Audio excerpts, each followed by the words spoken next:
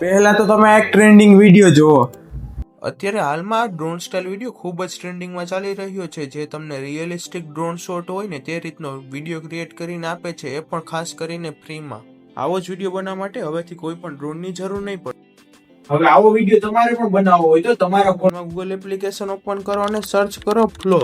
ત્યારબાદ આ પહેલી વેબસાઇટ પર ક્લિક કરો. અહીંયા તમે નીચેની સાઈડ જતા મળશે create with flow, A option પર ક્લિક કરો.